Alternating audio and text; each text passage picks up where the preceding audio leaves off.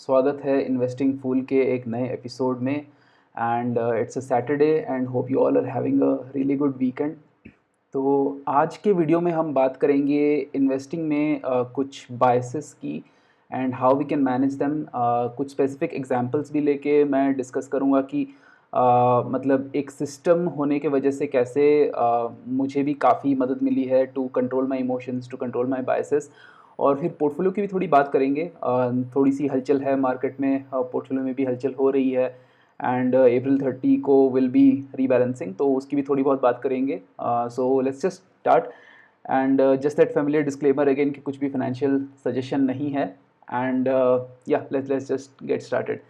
So any stock market investor, और ये आज का वीडियो वैसे बहुत ज़्यादा मोमेंटम स्पेसिफिक नहीं है, कहीं कहीं मतलब मोमेंटम के एग्जांपल्स तो हम लेंगे ही, वही हमारा मेन धंधा तो वही है, पर it's not the main theme applies to all kinds of investors equally, right.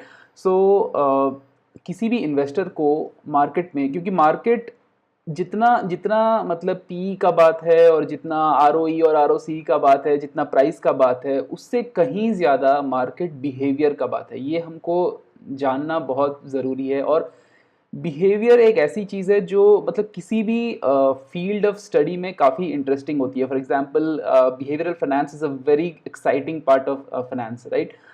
Similarly जो मतलब जैसे if you talk about product design और एनीथिंग, तो कॉग्निटिव जो साइकोलॉजी होती है, like that is really interesting part of it. So in a stock market scenario, the stock markets are ultimately driven by the behavior of its participants, right? तो जो भी हम हैं, अब पार्टिसिपेंट किसी भी लेवल का हो सकता है, राइट। मैं छोटा हूँ, मेरे पास 1 लाख रुपए है सिर्फ इन्वेस्ट करने के लिए, राइट। और कोई 10 करोड़ इन्वेस्ट कर रहा है, कोई DII है, कोई FII है, कोई हेज फंड वाला है, कोई म्यूचुअल फंड वाला है, कुछ भी हो, राइट।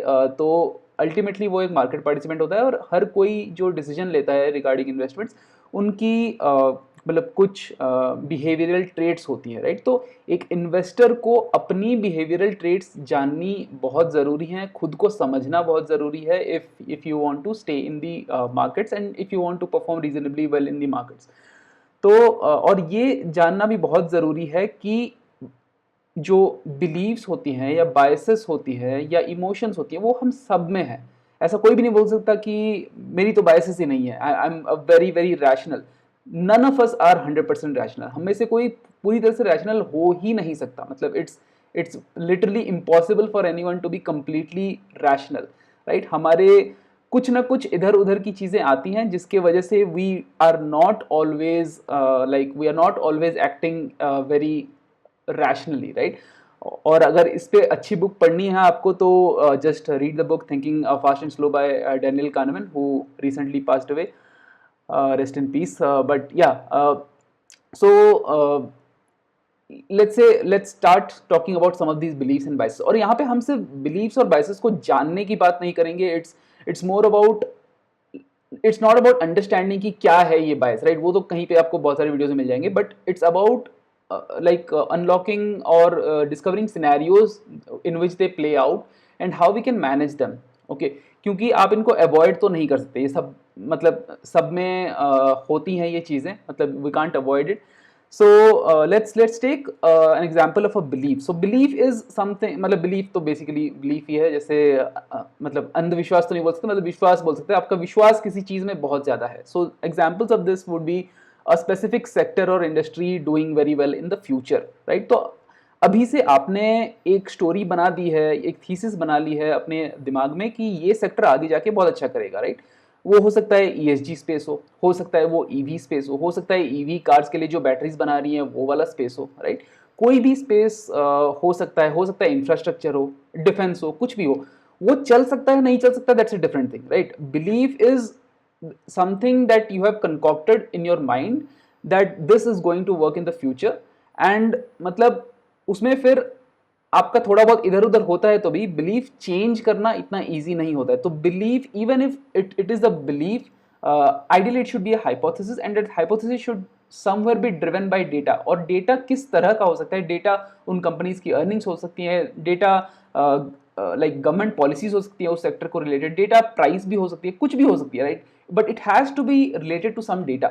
अगर बिलीफ आपका डेटा पे बेस्ड नहीं है, so then the belief is just like faith, right, कि मतलब मैं तो इस चीज़ में बिलीव कर ही रहा हूँ, मेरा तो इसमें पूरा विश्वास है, चाहे कुछ भी हो जाए कल को, चाहे रियलिटी चेंज हो जाए दुनिया की, कुछ भी हो जाए, right, I am perfectly believing in that, like उसको मैंने एक फैक्ट बना ले कि ये तो अब होना ही है, चाहे मार्केट में कुछ और ही हो रहा है, right. So that can be very dangerous. Similarly another form of belief is that a stock will work out in the long term. और अगेन ये मैंने पहले भी बात की है इसकी, लॉन्ग टर्म को कोई डिफाइन नहीं करता, क्या है लॉन्ग टर्म, 3 साल लॉन्ग टर्म है, 5 साल लॉन्ग टर्म है, 10 साल लॉन्ग टर्म है, कब काम करेगा कोई stock. Let's say for example Kotak Mahindra bank, right, recently RBI का कोई गाइडेंस आया, राइट, क्रेडिट कार्ड इशू नहीं कर सकते, नए अकाउंट्स नहीं खोल सकते, whatever, right, because of that the stock fail. But this recent fall जो 12-13% का जो भी फॉल हुआ है, that is and that is not like very relevant for our discussion.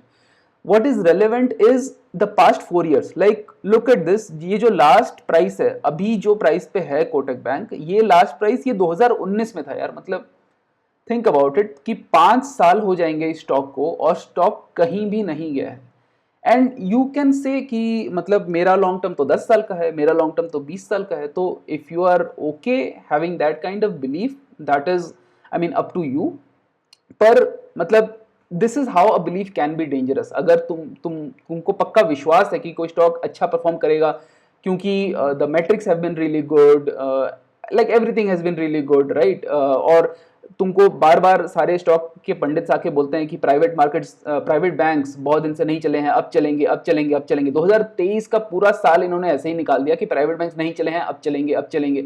लगाते रहो पैसा, कब चलेंगे? मतलब no one has a horizon, like I mean you can get all kinds of data. If you are driven as a fundamental investor, it's probably still a very good time to invest, but I mean but फिर तुमको अपनी expectations को कहीं ना कहीं data से back करना पड़ेगा। You can't be completely like oblivious to what is happening or the reality, right? Similarly HUL का देखो, HUL has been going on almost 4 years, हाँ 4 years हो गए। 2020 अप्रैल में भी यही था, 2024 अप्रैल में भी वही है, राइट। 4 साल निकल गए, 0% रिटर्न बना। इससे अच्छा आप अगर निफ्टी में लगा लेते तो लाइक क्लोज टू 100% बन जाता, similar to what Kotak bank is doing, right. So another form of belief, ये भी एक बहुत है। मैंने अभी रिसेंटली कोई like I heard someone on some news channel, right, बोलते हुए कि मार्केट्स आर, और हमेशा ये अलग अलग वर्जन्स के साथ, अलग अलग वर्ड्स के साथ आएंगे, markets are looking a bit fraudy, some sectors are overvalued, some pockets are just very overvalued and it's a stock pickers market. What is a stock pickers market यार? मतलब हर मार्केट में स्टॉक ही तो pick करने हैं। मतलब वो I mean I know what they want to say. They want to say कि अंधा बुल रैली नहीं हो रहा कि किसी भी स्टॉक में, like if let the dart throwing monkey experiment is there, right? So अगर like and assuming that the monkey is completely unintelligent, right? It's a random experiment. अगर कहीं भी तुम डार्ट फेंकोगे, किसी भी स्टॉक पे लगेगा, उसको उठा लोगे तो वो चल जाएगा, right? So that I mean उस compare to that they say कि it's a stock pickers market, but in my view मतलब मैं like as an individual investor मैं कभी भी ऐसा सोचता ही नहीं हूं या कभी वैसा जाऊंगा भी नहीं। That will never be my approach कि किसी भी स्टॉक में लगा लूं। There will be some methodology, right, some systemic thing by which you are selecting stocks. So for me it will like always be a stock pickers market, but these are the kind of terms that people use anyway। मतलब discussion पे वापस आते हैं कि markets are overvalued. ये एक बहुत popular story है, markets are overvalued, they are looking overbought, time for some profit booking, की पार्शियल प्रॉफिट बुकिंग कर लो। क्यों करना है भाई प्रॉफिट बुकिंग? नहीं करना है, बिल्कुल नहीं करना है। Let the market fall, like mean you don't know the markets potential. अगर निफ्टी आज 22,600 में है और तुमने कहीं से सुन के आए तुम कि मार्केट फ्रॉडी है और बेच दो, और तुमने उठा के सारा बेच दिया। अगर एक साल में निफ्टी 25,000 चला गया तो like what will you do in that case, right? It's a lost opportunity, right? You I mean तुमको rather than having a lot of predictions for the future and just banking on mean reversion, you should know कि markets are unpredictable. Markets कभी कभी अंधे bull rally में भी जाते हैं and कभी कभी they correct a lot, right? In that case you should prepare yourself for scenarios after the things have happened rather than trying to predict कि हाँ भाई overvalued हो गया अब तो गिर ही जाएगा market. ज़रूरी नहीं है कि गिरेगा, राइट? और ज़रूरी नहीं है कि और ऊपर भी जाएगा. You just have to like do it post facto rather than like predicting it always. Then these are beliefs, right? फिर बहुत टाइप के biases भी आते हैं. So one popular bias is anchoring bias.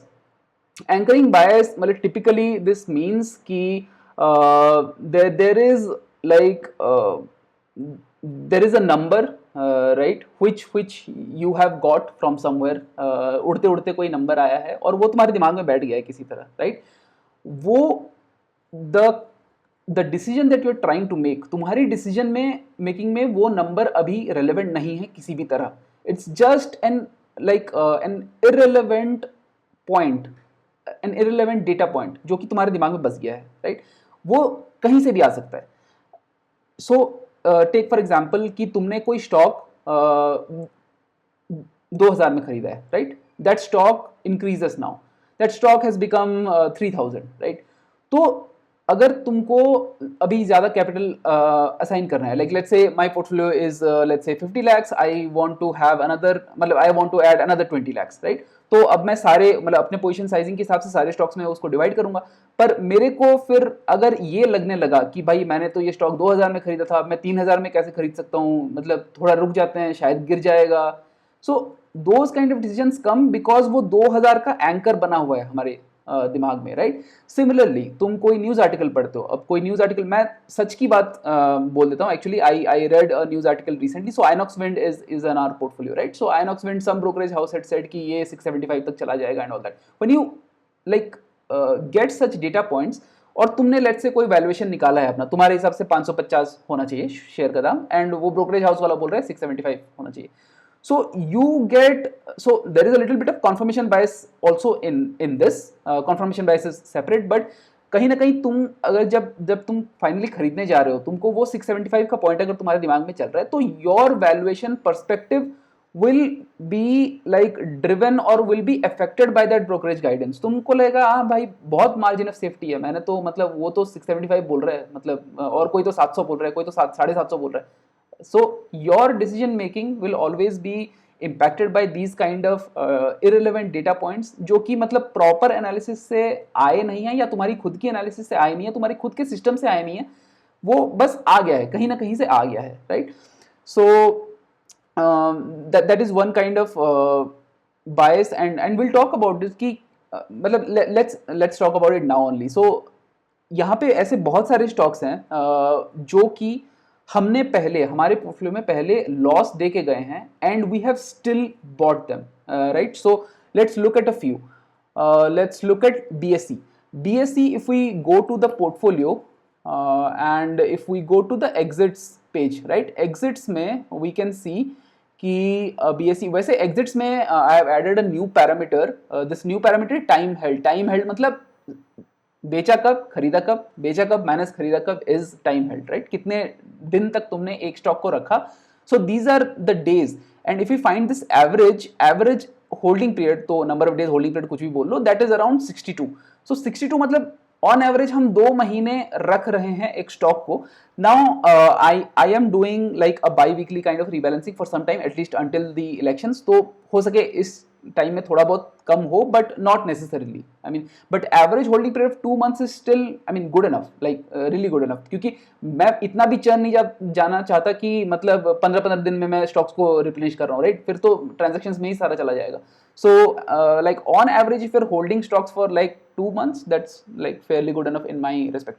Anyway, coming back to what we were discussing, right? कि अप्रैल में no not अप्रैल में, मार्च में हमने BSE को बेचा और हमने खरीदा था जनवरी को. जनवरी के बीच में हमने खरीदा BSE को, मार्च के बीच तक रखा, तो एक्चुअली ये भी 2 महीने रहा. 2 महीने में BSE कहीं से कहीं नहीं गया. Let's look at the graph, right? Jain कहाँ गया? जैन इज दिस, जैन यहाँ आ गया और मार्च का मिड यहाँ आ गया. तो यहाँ से यहाँ का जो पूरा जो डिस्टेंस है, सो इस बीच में थोड़ा सा ऊपर भी गया, फिर नीचे आया, फिर थोड़ा सा ऊपर गया, फिर नीचे आया, एंड अल्टीमेटली ये नीचे ही था. So if we look at this, BSE actually gave us a loss of almost 11.5%, राइट? 11,000 का नुकसान हुआ और वो चला गया. अब क्या हुआ, like when we were doing our rebalancing, April 15 rebalancing, April 15 ही था ना? हाँ, April 15 ही था. That rebalancing and we again screener में बीएससी आया, और बीएससी स्क्रीनर से ही हट गया था क्योंकि हमारे स्क्रीनर में इफ यू रिमेंबर यहाँ पे 20% विद इन 20% होना चाहिए, और बीएससी कुछ टाइम के लिए आई थिंक 20% से बाहर निकल गया था, right. So the moment it came the stock वापस चढ़ने लगा, राइट, स्टॉक वापस चढ़ने लगा और 20% के अंदर आ गया, और 20% के अंदर आते ही वो स्क्रीनर में भी आ गया। If you see now it's at second rank, right. तो इवन दो हमने उस स्टॉक को 11,000 के लॉस पे बेचा था just 1 month back, right, just 1 month back, March के मिड में हमने बेचा, अप्रैल मिड में हमको स्क्रीनर फिर से बता रहा है कि बीएससी को फिर से ले लो। At this point your anchoring bias will tell you कि भाई स्टॉक में लॉस हुआ है, और let's look at the chart once. अगर चार्ट को देखो ना तो अप्रैल मिड तक आते आते बीएससी ऑलमोस्ट बढ़ चुका था। मतलब just try to think it from different angles कि इन्वेस्टर क्या क्या सोचता है। एक तो ये होता है कि प्राइस बहुत बढ़ गया है तो अब मैं नहीं लूंगा, राइट। तो I could have easily said कि भाई मैंने मार्च में बेचा, यहाँ पे बीच में मैंने मार्च में बेचा, तब से स्टॉक थोड़ा सा और नीचे गया, ठीक है, गुड इनफ। स्टॉक और ऊपर आ गया, बहुत ज्यादा ऊपर आ गया, in fact like from 2000 it went to 2750, right, massive gain in this period. और मैं घुस रहा हूँ वापस अप्रैल 15 में, राइट, जब सारा खेल खत्म हो चुका है तब मैं घुस रहा हूँ।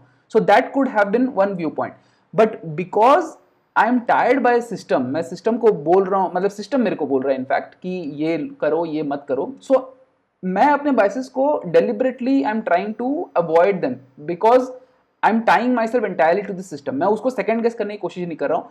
एंड फिर मैंने यहाँ पे लिया, and I mean fortunately because of luck the markets went up और बीएससी भी ऊपर गया। एंड अभी इफ यू सी हमने लूज मतलब 11% 12% मान लो, 12% के आसपास लूज किया था and now we are at 14% profit, right, from the same stock.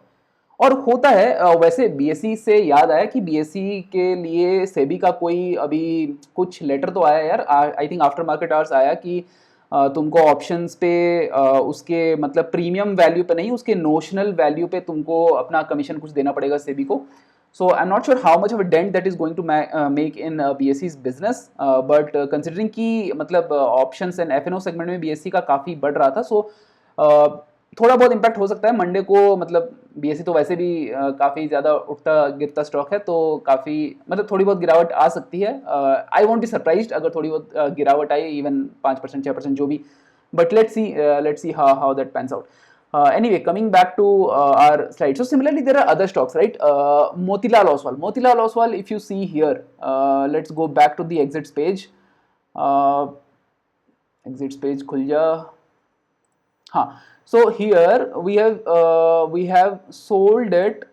अब ये हमने 1 महीने में ही बेच दिया था, राइट, 16 को खरीदा और 11 मार्च, एंड 11 मार्च ये है, 14 मार्च नहीं है, क्योंकि इस दिन ये 20% गिर गया था अपना, इसने कंप्लीट कर लिया था from the all time high. हमारे लिए 20% नहीं गिरा था, अपने ऑल टाइम हाई से 20% गिर गया था, हमने निकाल दिया स्टॉक को उठा के, एंड हमारे लिए भी वैसे 16% गिर ही गया था। तो still it is like a 15% loss, and now we replaced OFSS midway with वैसे मैंने वो चेंज कर दिया यहाँ पे with Motilal Oswal, now it's 14.6% gain. मतलब कभी भी पूरा नहीं होगा, लाइक मतलब कभी लॉस तुम्हारे प्रॉफिट से ज़्यादा हो सकता है, कम हो सकता है, that is not the main point. The main point is कि उसी स्टॉक को तुमने बेचा था 1 महीने पहले, बट अगर सिस्टम ने बोला कि उस स्टॉक को वापस लेना है तो लेना है, उसमें फिर सेकंड गेस नहीं करना है कि भाई मैंने तो इतना में किया था, मतलब and all that, right, because those all are your past anchors, right, और कहीं ना कहीं वो तुम्हारी रीसेंसी बायस भी है। So recency bias is another bias which we were to discuss. It's basically over indexing on recent events, right? Recently कुछ हो जाता है, तुम मतलब पास्ट 1 महीने में कुछ हो गया, तुम पहले 6 महीने का चीज भूल जाते हो, right. You just over index your self कि लास्ट 1 महीने में क्या हुआ है, राइट। लास्ट 1 महीने में स्टॉक गिर गया है तो that becomes like a problem for me. So similarly यही बात है कि री invest in loss making stock, जो स्टॉक तुमको लॉस देके गया है उसमें री इन्वेस्ट करने में थोड़ा बहुत हेजिटेशन आता है, राइट, और खास करके जब वो स्टॉक वापस बढ़ गया हो, क्योंकि वो तुम्हारे स्क्रीन में तभी आएगा जब वापस बढ़ गया हो वो stock, right. So it becomes even more difficult. So in these cases it's not I mean it's not advisable to let the decision rest on yourself, because जैसे मैंने पहले ही बताया था, राइट, वीडियो की स्टार्टिंग में ही बताया था कि हम में सब में बाइसेस हैं, हम में सब में इमोशंस हैं, we cannot eliminate them, we cannot avoid them, what we can do is to control our action. बस एक्शन को अपने कंट्रोल कर सकते। तुम्हारे दिमाग में कौन सी थॉट आएगी वो तुम कंट्रोल नहीं कर सकते, वो तो बायस आएगी ही, इमोशन आएगा ही, सब कुछ आएगा। What you can do is वो जो सेल का या बाय का बटन है ना, वो नहीं दबाना है। You can only control your actions, and how you can control your actions is by having a proper investing system. चाहे तुम वैल्यू वाले हो, चाहे तुम क्वालिटी वाले हो, चाहे तुम मोमेंटम वाले हो, चाहे तुम कुछ भी हो, राइट? एक सिस्टम, एक फ्रेमवर्क के अंदर रहोगे, so you would never leave it on your own discretion, because I am a horrible discretionary investor. अगर मेरे को डिस्क्रेशन के बेसिस पे इन्वेस्टिंग करने को बोला जाए, मैं सारे पैसे गंवा के रख दूंगा ऐसे ही, right? It's only because I am tied to a system that I am able to control my emotions. तो looking back at Motilal Oswal, Motilal Oswal ने तो चलो प्रॉफिट दे दिया, एंड काफ़ी भयंकर प्रॉफिट दिया है वैसे मोतीलाल ओसवाल ने, like in recent times. If you see this stock, right, just look at this. मतलब यहाँ गया, नीचे आया, हमने यहीं कहीं बेचा मार्च 15 में। We basically sold it at its lowest point. I mean if we wouldn't have sold it at 20%, then probably we would, I mean, have caught the entire thing. But ठीक है, मतलब sometimes it works for you also, right? So again हम यहाँ पे कहीं घुसे और यहाँ से पूरा ऊपर गया है, but even if you see from here, right, मतलब आई डोंट नो यार, मतलब क्लोज टू 100% गेन है बहुत कम टाइम में, बहुत कम टाइम में। 1500 से नीचे से स्टार्ट करके ऑलमोस्ट 2600 तक पहुँच गया है ये, राइट? और वैसे इससे एक बात याद आया कि मैंने ये एक पोस्ट में शेयर किया था कि मैं ओएफएसएस को हटा रहा हूँ और मोतीलाल ओसवाल को ला रहा हूँ। So anyway, if you are not subscribe to this channel, right, अगर आप नए हैं और सब्सक्राइब नहीं किए हैं तो सब्सक्राइब प्लीज करना, बिकॉज हर चीज़ के लिए यार मेरे को वीडियो बनाना मुश्किल होता है, right? I can't make a video for every single thing. Although rebalancing ऐसे मतलब स्टॉक्स यूजुअली अंदर बाहर नहीं होते, पर कभी अगर कुछ मैं चेंज कर रहा हूँ, so I usually I post about it the same day only, I post about it, क्योंकि वीडियो नहीं बन पाता तो मैं एटलीस्ट मैं पोस्ट कर देता हूँ कि भाई ये मैं निकाल रहा हूँ, ये मैं डाल रहा हूँ, जो भी। So if you are subscribe to the channel, तो आप YouTube कहीं भी खोलोगे, ऊपर ऊपर नीचे कहीं ना कहीं आपको दिख ही जाएगा कि भाई ये हो रहा है, तो ठीक है। So you will stay informed, right? Anyway, there are other stocks also, and it doesn't perform always, right? Medanta is another stock, ये भी हमको लॉस देके गया। यहाँ पे ये लॉस देके गया कितना, लेट्स सी मेदांता ने कितना लॉस दिया। मेदांता 13% लॉस देके गया यार, ऑलमोस्ट 17,000 का लॉस देके गया हमको। सिस्टम ने बोला वापस खरीद लो, हमने खरीद भी लिया, पर it's not I mean going और ग्रोइंग दैट क्रेजीली और दैट गुड, राइट? अभी अपने ऑल टाइम हाई को भी क्रॉस नहीं कर पाया, ये वहीं वहीं डिडैली कर रहा है। If we look at the gain, right, पता नहीं 1-2% का ही हुआ होगा, 3.5% का गेन है। चलो 3.5% का gain in such a good market, it's kind of underperforming, right? तो बात यह है कि हमेशा this won't work in your favour, हमेशा this won't work against you also. But बात मतलब पॉइंट वो नहीं है कि इट वर्क्स फॉर यू और अगेंस्ट यू, पॉइंट वो है कि सिस्टम जो बोलता है वो करना चाहिए, अपना दिमाग बहुत ज़्यादा नहीं लगाना चाहिए। INOX Wind is another issue, another case actually. INOX wind हमने पैसे इसमें नहीं गंवाए हैं पहले, मतलब ये पहले कभी स्टॉक में हमारा सॉरी पोर्टफोलियो में था ही नहीं। ये आया क्यों? बिकॉज रिसेंटली ये NSE 500 जो निफ्टी 500 इंडेक्स है उसमें इंक्लूड हो गया ये, राइट? तो पहले निफ्टी 750 का एक और स्क्रीनर है मेरा, उसमें 30 स्टॉक्स वाला है, so that also I monitor. So उसमें आइनॉक्स विंड, HBL पावर, ये सारे थे। जब ये निफ्टी 500 में इंक्लूड हुए तो ये सारे जो दिग्गज हैं वहाँ के NSE 500 के दिग्गज, ये NSE 500 में सॉरी 750 से 500 में भी आ गए। तो 500 के स्क्रीनर में भी they started coming in the top rank stocks, और अभी भी अगर आप स्क्रीनर को देखोगे तो ये 3rd रैंक पे आई थिंक होगा, या it's in 3rd rank, right? और जब मैं इन्वेस्ट कर रहा था आई थिंक तभी मैंने वीडियो में बोला था कि भाई स्टॉक ने रिसेंटली मतलब काफ़ी गंदा परफॉर्मेंस दिया था, लोअर सर्किट्स लगे थे, 3 कंसेक्यूटिव लोअर सर्किट्स लगे थे, तो it was very very scary. But मैंने बोला था कि अब सिस्टम बोल रहा है तो मैं ले ही लेता हूँ, फिर देखा जाएगा जो भी होगा। आई वॉज डेस्परेटली होपिंग कि किसी तरह आइनॉक्स विंड का परफॉर्मेंस मतलब इतना अच्छा ना हो, because of my own biases, right? And that is how I am saying कि बायसेस कितनी अफेक्ट करती है हमको। मैं सोच रहा था क्योंकि उसके बाद वाला स्टॉक था I think Bharat Electronics, BEL, right? So मैं सोच रहा था कि किसी तरह आइनॉक्स का परफॉर्मेंस लास्ट कुछ दिन में थोड़ा डगमगा जाए, BEL का थोड़ा ऊपर आ जाए, तो मैं BEL ले लूंगा, क्योंकि मेरे को ज्यादा कॉन्फिडेंस लग रहा था कि मैं BEL ले लूंगा। पर अभी if I look back, BEL has not grown as much as Inox Wind, right? Inox Wind आया और कुछ ही दिन में, इसको मतलब 1 महीना अभी नहीं हुआ है, एंड अप्रैल 15 को ही आया, राइट? अप्रैल 15 से आज कितना हुआ, ठीक है 12 दिन हुए हैं, राइट? 12 दिन में इसने 17.6% रिटर्न दे दिया। कौन देता है भाई 12 दिन में 17.6% return? So that's the thing कि you can never predict, so it's just better to go with the system and then see, मतलब क्योंकि तुम्हारे पास एक एटलीस्ट कुछ तो रहता है कि हाँ मतलब यू कैन जस्टिफाई योरसेल्फ कि मैंने इसलिए मैंने किया था, right? And if something is not working out for quite some time, then you can rethink about your system and all, right? तो या द अदर थिंग इज, एक ये तो बोनस है वैसे कि मैंने बोला था पोर्टफोलियो के बारे में भी थोड़ी बात करेंगे। पोर्टफोलियो के बारे में वैसे बात तो कर ली, पर एक जो इम्पॉर्टेंट चीज़ थी कि अगर मेरे को आज रिबैलेंसिंग करना होता, वैसे अप्रैल 30 को हम रिबैलेंसिंग करेंगे, अप्रैल 30 हो गया 29 30 ट्यूसडे, सो ठीक है उस टाइम हम देखेंगे। पर अभी के हिसाब से अगर मेरे को रिबैलेंसिंग करनी होती तो वैसे स्टॉक सारे अच्छे ठीक ठाक ही परफॉर्म कर रहे हैं। ठीक ठाक से याद आया यार, यहाँ देखो कि Cochin shipyard 51% it has given, right, from March 51%, और ये एक्चुअली हाईएस्ट रिटर्न वाला हो गया है अब, like crossing Tata Motors and Trent, and look at even Tata Motors and Trent, इतने लार्ज कैप स्टॉक्स होके 45% 44% गुड रिटर्न्स।